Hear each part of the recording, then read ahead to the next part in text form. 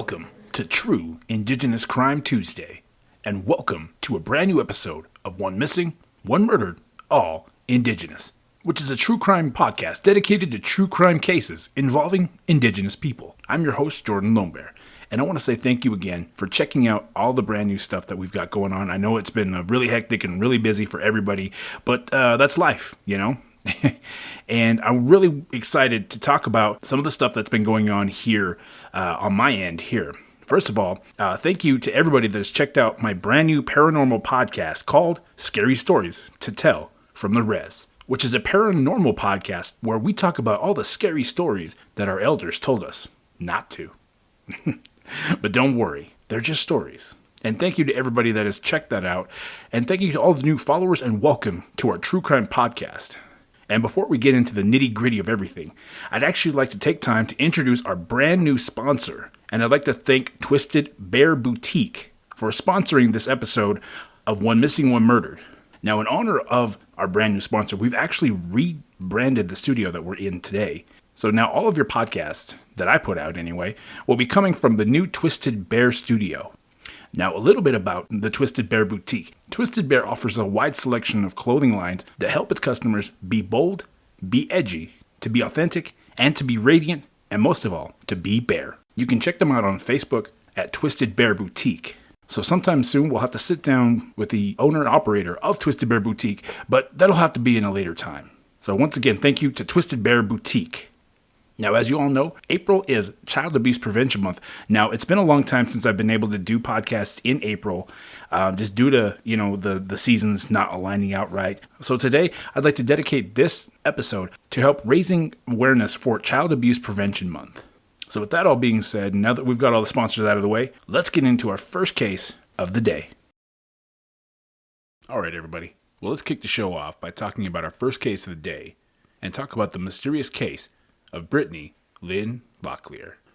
This is a case that definitely caught me off guard, and it's definitely done a lot to me as far as researching and the impact that it's had personally on me. In the dark early morning hours of January 7th of 1998, 5-year-old Brittany Locklear, who was a member of the Lumbee Indian tribe, was standing at the end of the driveway of her mobile home right off of Gainey Road in Rayford, North Carolina. Now, she and her mother, Connie Locklear Chavez, were actually waiting patiently for the school bus to pick up little Brittany to take her to school, where she attended kindergarten at the West Hoke Elementary. Now, while they were waiting, Brittany's mother, Connie, actually had to use the restroom, so she actually left Brittany waiting outside for the bus while Connie ran inside to go to use the restroom. And so Brittany was left to wait for the bus by herself. Now, soon after Connie actually came back outside, she realized that Brittany was nowhere to be seen. Now, Connie soon panicked and rushed down to the school to check to see if Brittany had actually made it.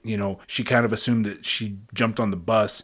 And when she got to the school, unfortunately, the school officials would inform her that Brittany never made it to school that day. And it wouldn't take long to find out that Brittany had actually been abducted. Now, several of Connie's neighbors actually came forward saying that they had witnessed Brittany being grabbed by an unidentified man in a brown pickup truck. Now, one witness even gave a statement saying that, quote, "I saw a truck come flying around the curve and down toward Brittany. It slowed down quickly and someone hopped out of the truck real fast.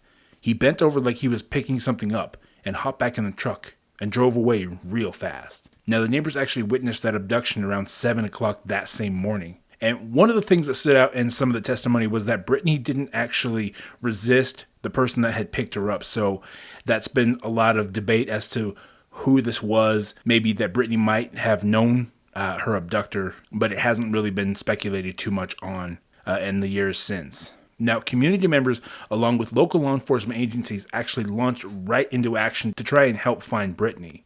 More than 500 people joined in on the search for Brittany.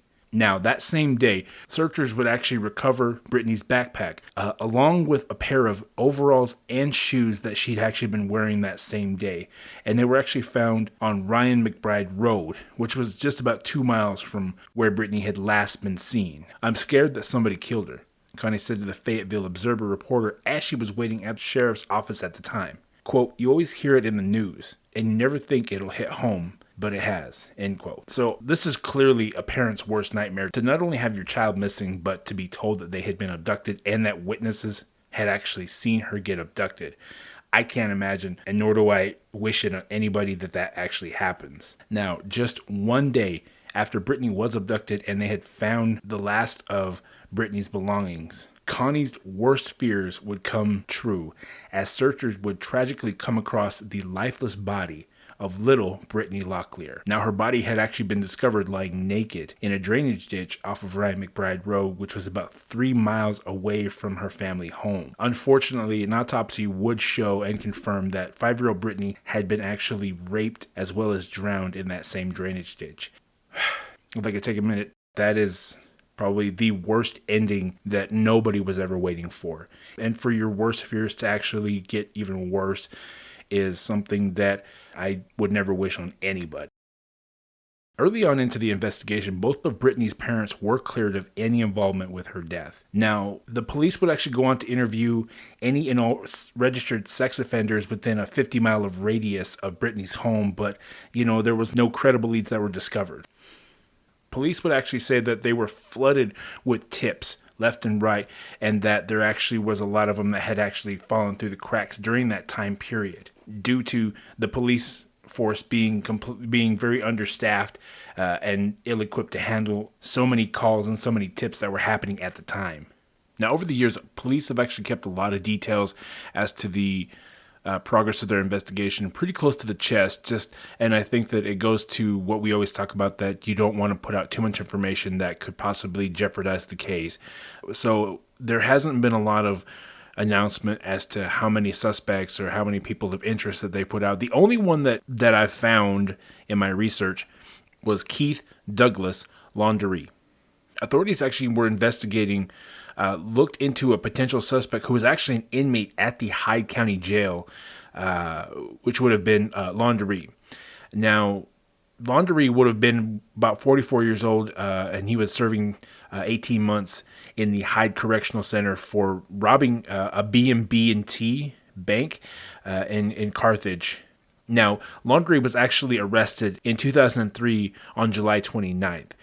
Now, the reason that Laundrie had actually been brought up as a suspect was because that a little bit about him is that he was actually a former firefighter who had actually been released from the Fort Bragg Fire Department earlier in that year. When they were emptying out his locker, they had actually found a photo of Brittany. Now, it was actually a photo clipping from a newspaper article that was actually in Laundrie's firefighter locker. But there's actually not been a lot of explanation as to why Laundrie would have had this picture in his locker. It leaves it up to interpretation. But authorities actually were able to take a DNA sample from Laundrie, and according to the articles and everything that I've read on this case, Laundrie was not ever cleared, nor was he really announced further into the investigation. Over the years, the Federal Bureau, the FBI, and the State Bureau of Investigation has investigated hundreds of leads and tips that have come in. I mean, there's even the number out there that I've seen is about 1,600 case reports. So, but as of today, this case it's essentially a cold case, and it's actually been about 24 years as of this year, 24 years since this case happened, and there hasn't been many updates over those years outside of Laundrie's name. Now, authorities have actually spent a lot of time looking into the possible witness that said that they had seen a brown truck connected to Brittany's disappearance that day. The furtherance of their investigation efforts, the State Bureau of Investigation of Hoke County and South Carolina has actually offered up a reward of $20,000 for any information that would have helped. And a good way to get a hold of them is by calling the SBI Operations Center in Raleigh, North Carolina at 1-800-334-3000. Once again, that number to the SBI Operations Center of Raleigh, North Carolina is 1-800-334-3000. So I ask you all, if you know something or if somebody knows something, let's try to bring justice to Brittany, who was cut off at the starting line of life. With COVID-19 cases declining to low levels across Indian country, it feels like the pandemic is now behind us. However, COVID-19 is still spreading in our communities and new variants are still emerging that could spread more quickly or cause more severe illness. Many states have begun to end mask mandates and other COVID-19 prevention measures, but we recognize that the pandemic is still impacting communities across Indian country. As we move forward, it is important that we continue to protect those that are precious to us by following local guidance and being respectful of those around us. With tribal sovereignty and local differences in COVID spread, some communities may have different rules depending on their needs. So check with your local tribal government or local healthcare provider to learn more about guidance for your community, and do what feels safe and comfortable to protect you and your family in situations where guidance has become more relaxed. All right, everybody. Well, let's keep the ball rolling as we talk about our final case of the day, and we talk about the strange disappearance of Tiffany Reed. Now, in 2004, Tiffany Reed was a 16-year-old Indigenous female. More specifically, she was actually a member of the Dene Navajo Nations. Now, on the morning of May 17th of 2004, in the town of Shiprock, New Mexico, Tiffany actually was getting ready for school like she always did. And as she made her way to school that same morning, nobody knew that it would actually be the last time that anyone would see Tiffany ever again. Now, the last time that anyone actually saw Tiffany was that morning around 8:30, and she was headed towards school.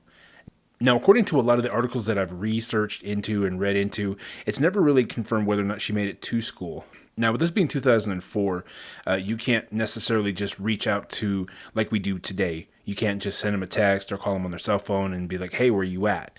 So I'd imagine that Tiffany's parents, or Tiffany's mom in particular, was probably pretty worried.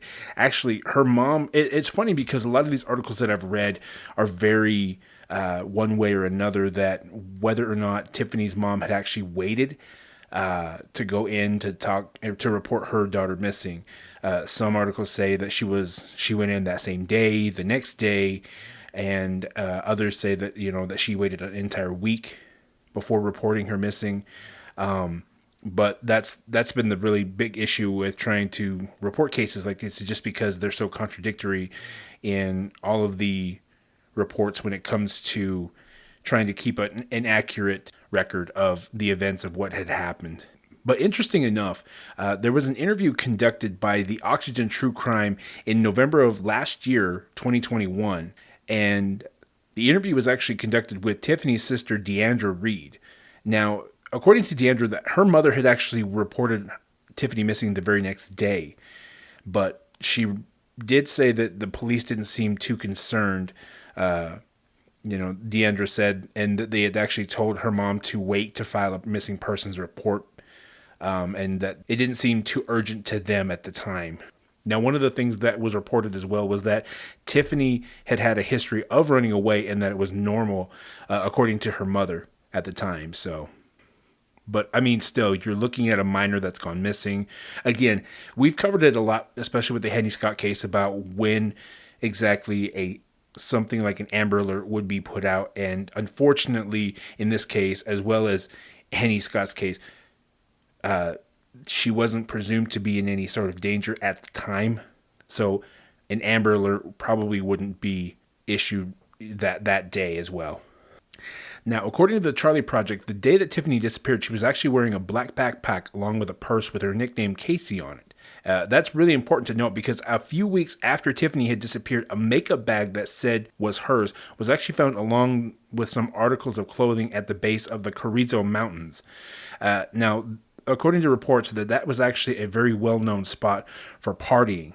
Now, according to that same Oxygen article, along with that handbag were clothes and a library card that actually confirmed to be Tiffany's, and they actually were found on a dirt road in a local town. And unfortunately, that's where the case stands today. We are left with way more questions than we are answers at this point. Over the years, Tiffany's case has been largely overlooked. There hasn't been a lot of media attention on Tiffany's case outside of occasional updates, but I mean, even still, we haven't gotten too many updates on where her case stands today. A lot of people believe that she may have remained local or traveled into the Arizona or Mexico area, but it's actually believed that Tiffany had left on her own accord. Also, according to the Charlie Network, Tiffany had had black hair and brown eyes. She stood about 5'3" and 115 pounds at the time that she disappeared. Now, she usually wears her hair up in a ponytail or in braids. Her nickname outside of Tiffany was Casey, and so I would imagine that she would have kind of gone by that. Now, Tiffany actually has a scar under her right eye and a scar from a cigarette burn on her arm as well. Over the years, they've actually released age progression photos. The first photo that I'm showing here would have been Tiffany in 2004 when she had actually disappeared. At that time, she would have been 16. Now, the second picture up here is an age progression that was actually done by the National Center for Missing Children of what Tiffany would have looked like at the age of 22 in 2009. And the final photo that's been put out there is the final age progression. It shows what Tiffany would have actually looked like at the age of 29 in 2017. But that's all that we've got for Tiffany's case.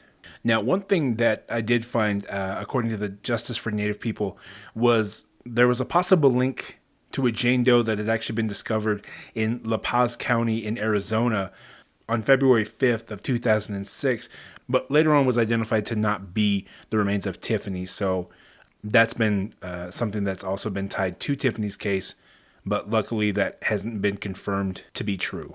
So as we close off this case, if you have any information regarding the disappearance or whereabouts of Tiffany Reed, I strongly encourage you to contact the Navajo Department of Public Safety at 501-368-1350, or make a call to the Shiprock Police Department at 505-368-1350. And I kind of realized that those are the same numbers, but if you or anybody you know might have any information or knows the whereabouts of Tiffany, I encourage you guys to check out those numbers and to call them and hopefully bring home Tiffany as well and bring some answers to Tiffany's family.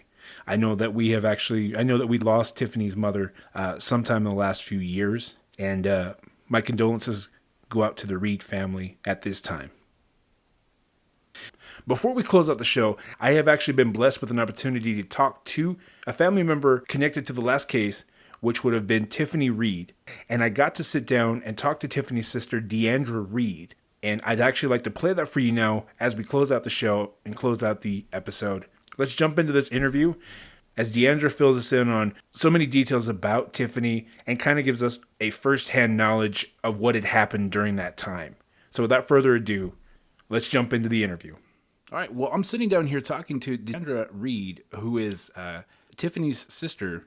And I'm really honored to have you here on the show to talk about your sister. One of the questions that I know that isn't really talked about too much when it comes to these cases is who they are, and what they were like before, because there's not too much that's ever put out there when it comes to cases like this. So I was going to ask, what was Tiffany like growing up?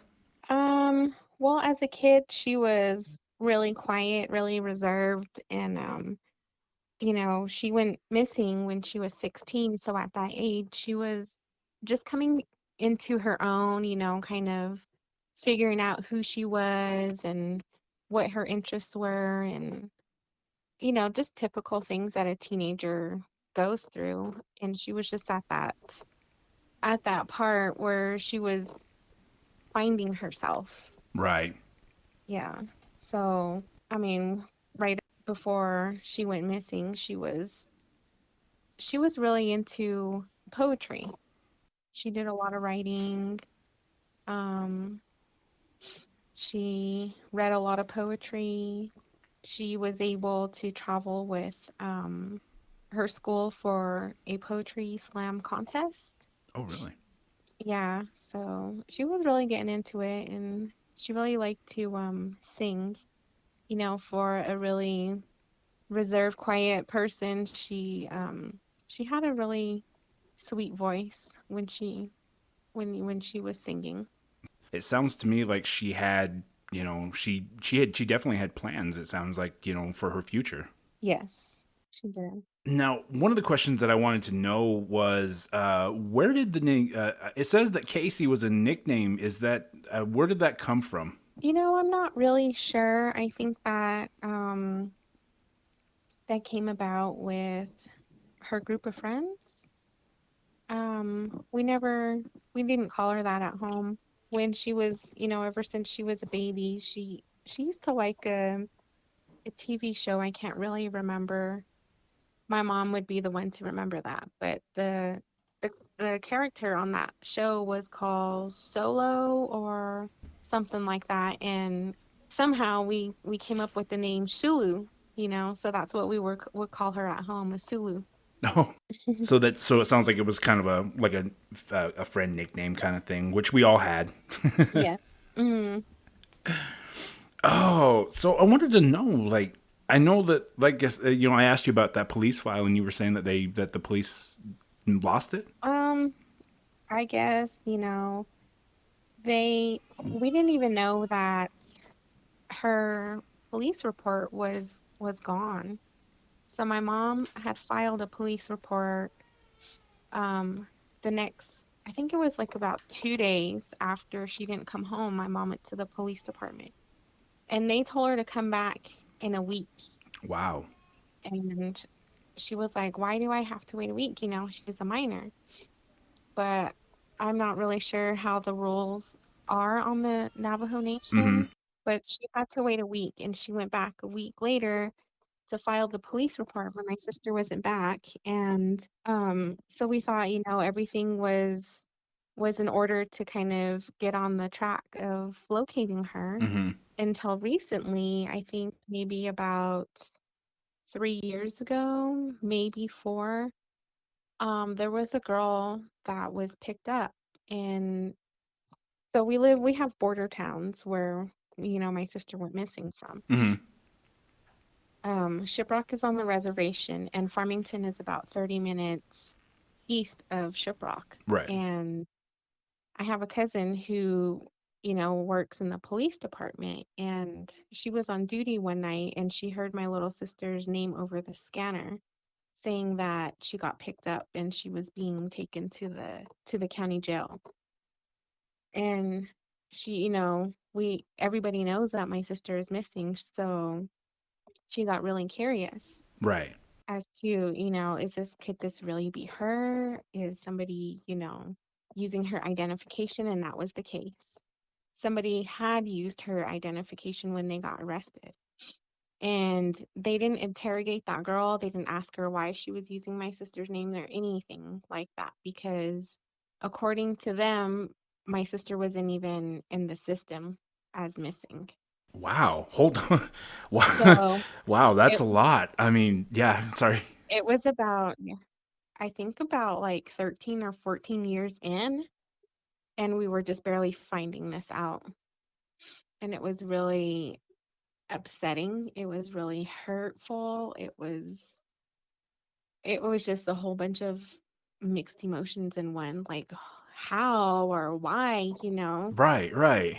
And it was really hard to have to tell my mom that, because this whole time we thought that she was in the NCIC database as missing, but she wasn't. So she called the police department in Shiprock again and asked them why, which so many years down the road, it's like there's probably not even the same people in there anymore. Yeah. So they told her, "Oh yeah, just come back and refile another police report." And it's like 14 years down the road and she can't remember all the details that she did 14 years prior to that. Right. That's a lot of time to pass. That's the problem with reporting these cases so spaced out like that, is because you do lose those details, those specific details, the tiny things that are overlooked. Exactly. And not only that, my mom was battling cancer. So, the chemotherapy, it diminished her memory. There was a lot of things that she couldn't remember from back then till now, or until then. Yeah. And she was just really heartbroken about it. And it's messed up because there's nothing we can do about that. We rely on law enforcement to do the things that we can't. And they completely failed us. Yeah, I mean, that seems to be just a broken record at this point because you get so many cases of law enforcement being this way of just, it sounds like they were very dismissive. Yeah, especially on the reservation where we don't have the same things that, other counties or cities and stuff like that have. So it's like we're lacking in the technology department and even with just having enough officers to, serve the community. Right, I see a lot of that every day, with the reservation that I live in, adjacent to. I've been off the reservation for 10 years now, so.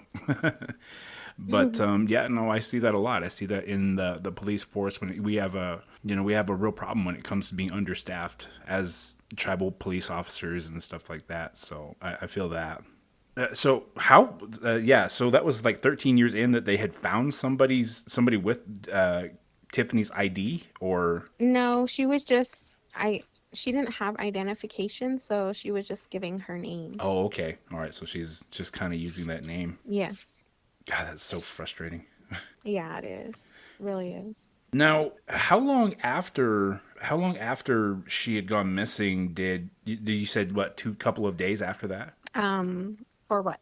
Before your mom went to the police, was because it's funny because a lot of these articles that I've read and stuff like that says a week, some say the next day. So I guess just some clarification for for my listeners to really get an accurate picture of really when your mom filed a police report. I think she went there. I'm not really sure because I wasn't living there with them at the time, but I know it was soon, and I'm thinking it was within a couple of days, and then they told her she had to wait a week. And so when they published the article in the local newspaper, they said it was a week, which made it sound really bad. And that wasn't the case.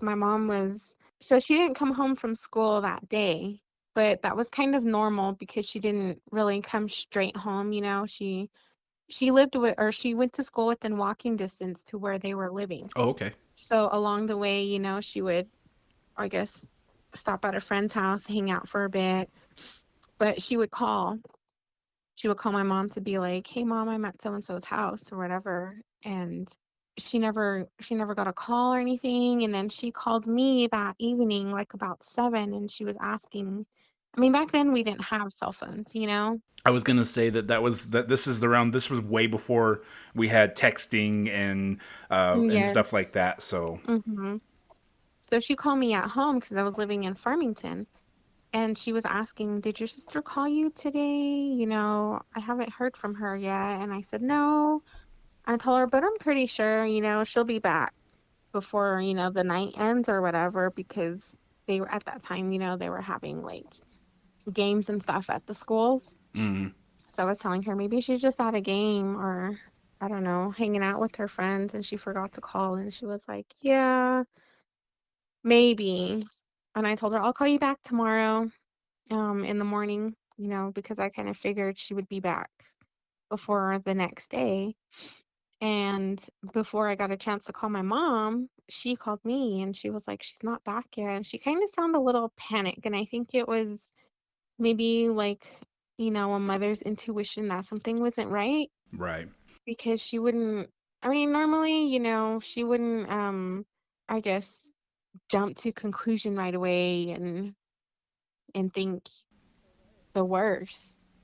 I mean, because just, I don't know. It's just because things didn't seem to be like that when we were growing up, you know what I mean? We weren't as cautious as we are now today.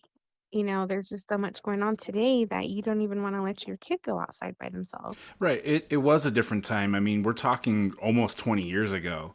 Yeah. I mean, that doesn't mean to say that like there weren't, the problems that we had, today weren't existent then, but I mean, it was a little bit more lax. The one thing that I've noticed about living on the reservation or within the community like that is that people tend to look out for each other in that way. Mm-hmm. So, I mean, the fact that your mom had an intuition that something was, wrong, I mean, says a lot. Yeah.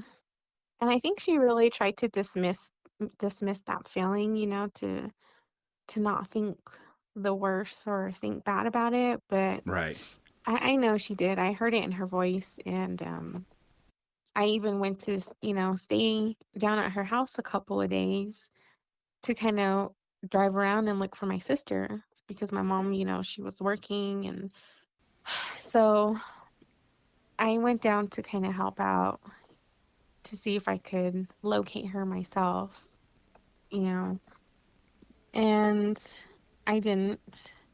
And there was a lot of and the thing too was I didn't really know who her friends were. Mm-hmm. So it was kind of hard for me because I wasn't living at home with mom at the time. Mm-hmm. So I didn't really know who my sister's friends were. I did when she was younger, but when I left the house and she went into high school, it's a whole different crowd, and it's a whole, bunch of new people that you meet when you go to a bigger school. Yeah, yeah. You tend to Especially, your friends group really evolves right as soon as you hit high school. So yeah, I get that. yeah, so it was a little bit tough for me to kind of, and the friends that I did know that she had, when they transitioned into high school, they weren't, in the same cliques anymore. So they were like, I'm not sure. Mm-hmm. So it was a little frustrating because I didn't really know who her group of friends were at that time. One of the things that I've read a lot, and it's something that these articles touch on a lot, was did Tiffany have a history of running away and coming back, or where does that come from?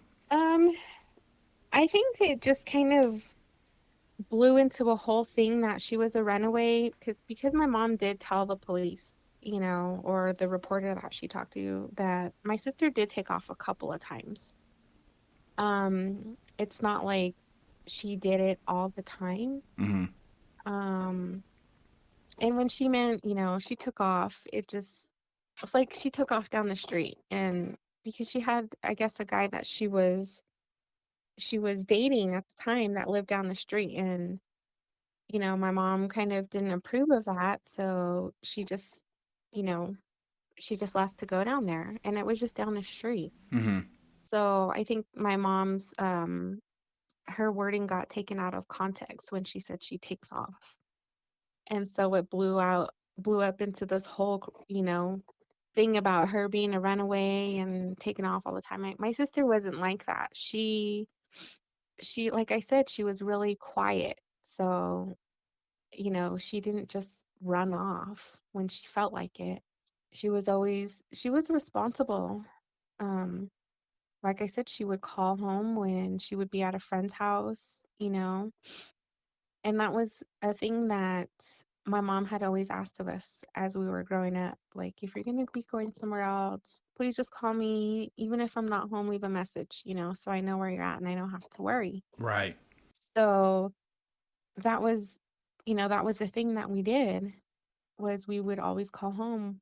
I mean, even I did even though I wasn't living there, I'd be visiting with my mom and I'd come home back to Farmington and I would call her, "Hey mom, I made it home."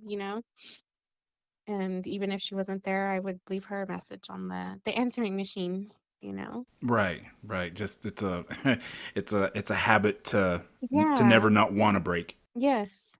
And so yeah, I guess her word just got taken out of context and they just made my sister out to be like this, delinquent child.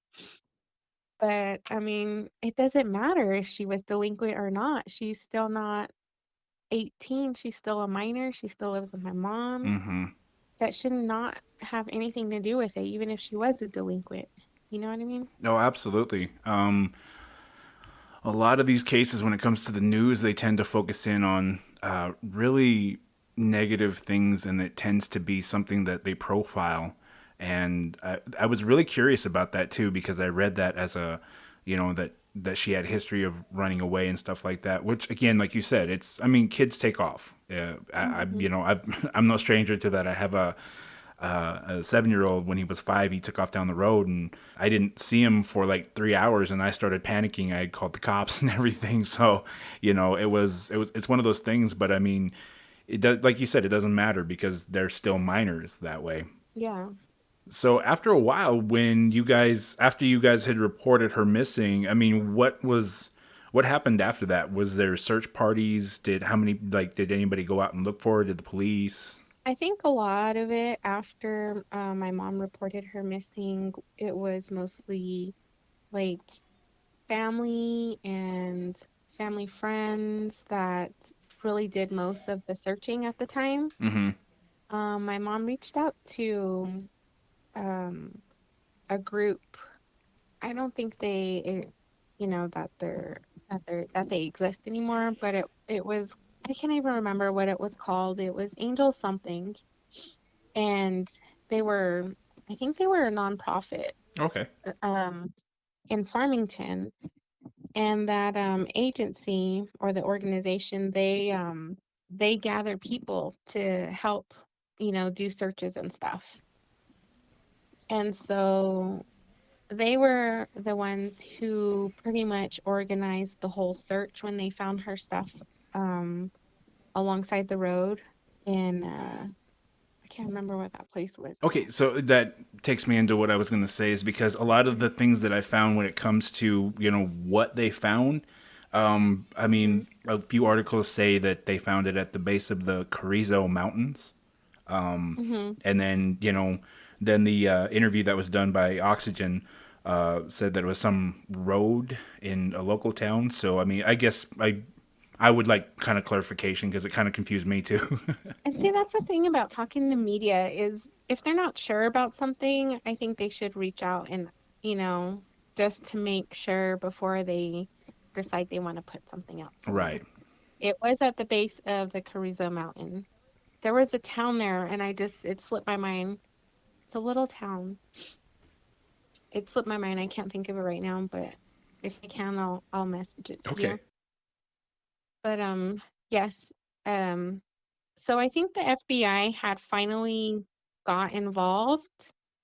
My mom, I think she was reaching out to them to kind of get something going, like we can't just sit here. We have to look for her. We have to do something. We have to ask people. Mm-hmm.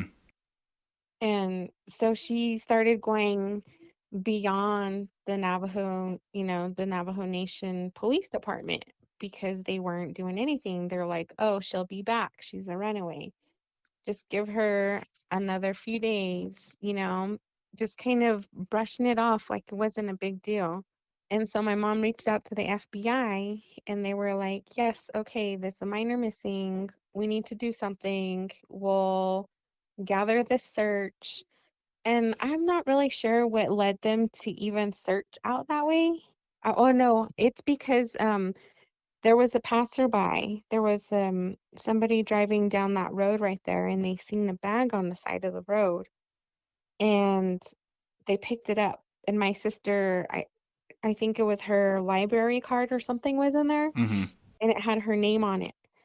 And, the person that picked it up was like, oh, this is the girl that they've been talking about that went missing. Mm-hmm. So she called the Navajo Nation police and told them, hey, I found this girl's bag and there's like stuff scattered all across the road. I don't know if you want to come out here and pick it up. And so I think they did send somebody out there to pick up her bag, Mm-hmm. but the search was done like I think maybe a couple days later after that. Oh wow. Yeah. So then the FBI came out, they went out there and they searched along the highway where they had found the bag. And from what they had discovered, to them it seemed like somebody had been throwing stuff out of the window as they were driving along the road. As they were digging, like they were digging in the bag and they were like, oh, just throwing it out the window as they were going. Yeah. So it was over, I'm not sure how long of a stretch. I think they said it was a mile. I could be wrong, but there was a stretch to it, to where they were finding her things as they were being tossed out of the vehicle. Yeah, like you said, like they were rummaging through the bag and just throwing things out as they were going through it. Hmm. And then Somebody told us, I think it was a local from that area, that there was a known party, like a party spot up that mountain right there, Mm-hmm. but we didn't know. I mean, we're not familiar with that area, so we didn't really know where the party spot was, or you know, when people live on the res, they're like, "Oh, you go up this road and you turn this way," you know what I mean? And Yeah, absolutely.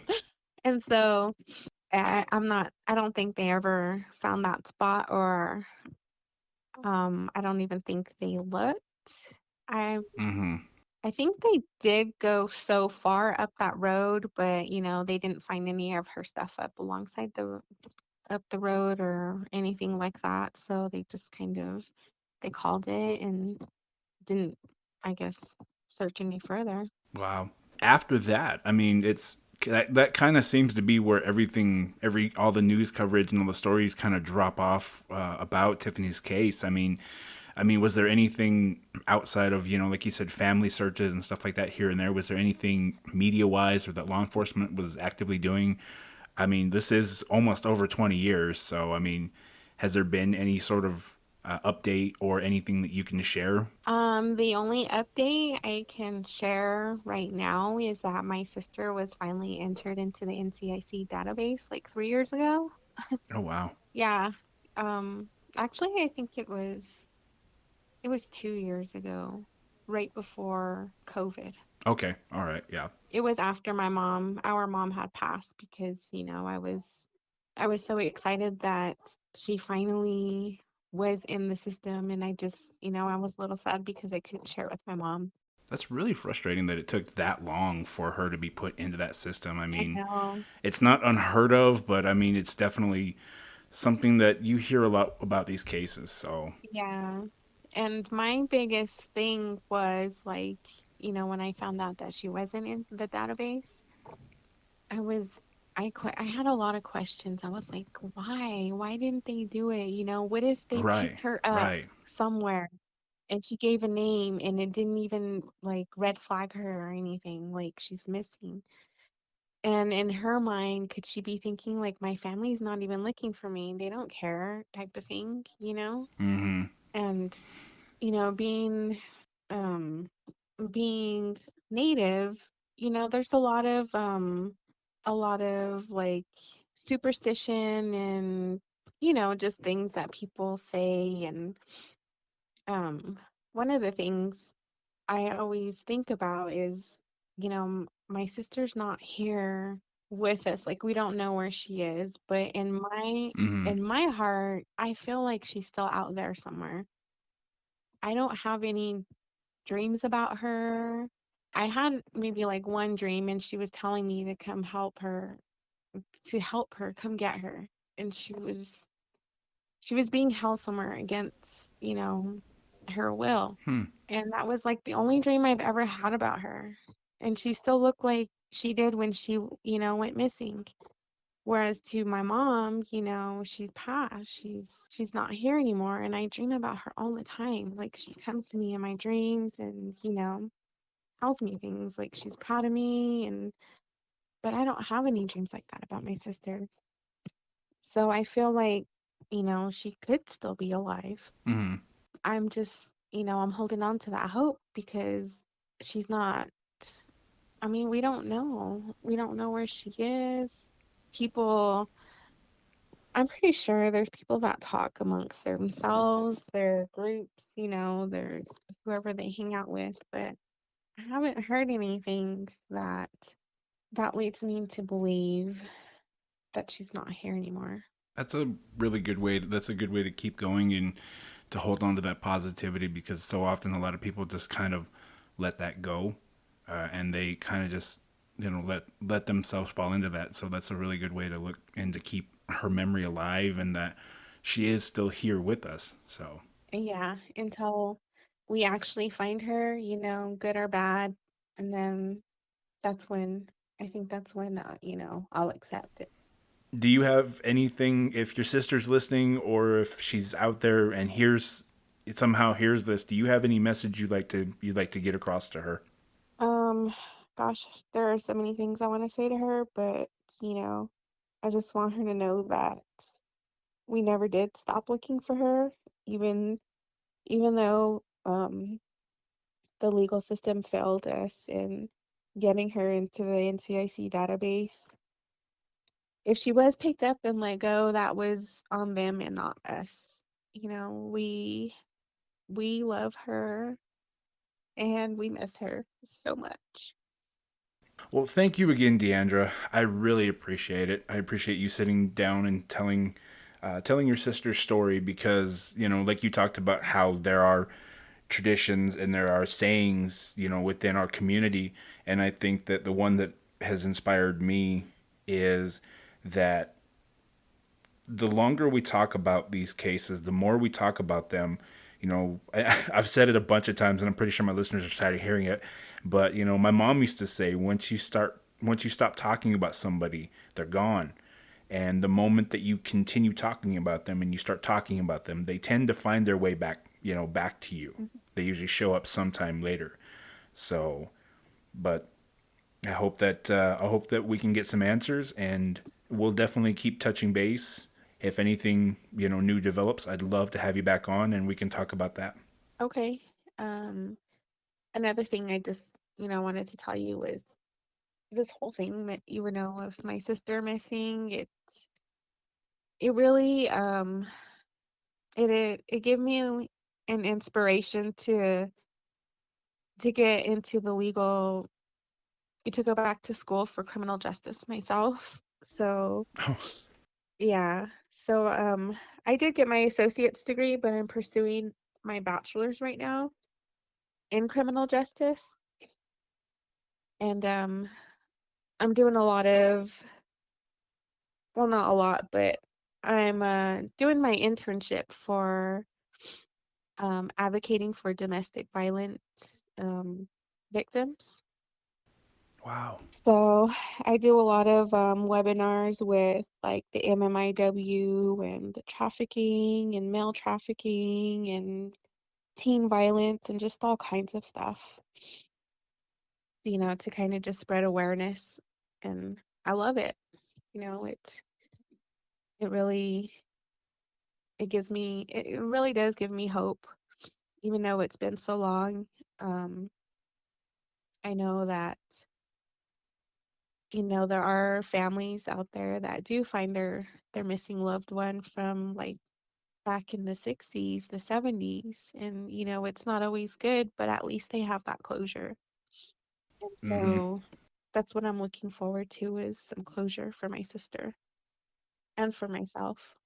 Well, I'm so glad. I'm so glad that you're continuing down this path, not only for yourself and for your sister and your family, but like you said, for other families and stuff, and those that need it and that guidance. So, on behalf of them, I want to say thank you for doing that for them and continuing to spread the awareness like you are. We'll have to have you on the show to kind of advocate a little bit more. And it's been a while since I've had anybody that's part of the organization kind of come on. So it's always nice to talk about different aspects of the stuff that Indigenous people go through. Like you said, like domestic violence, like trafficking and stuff like that. So.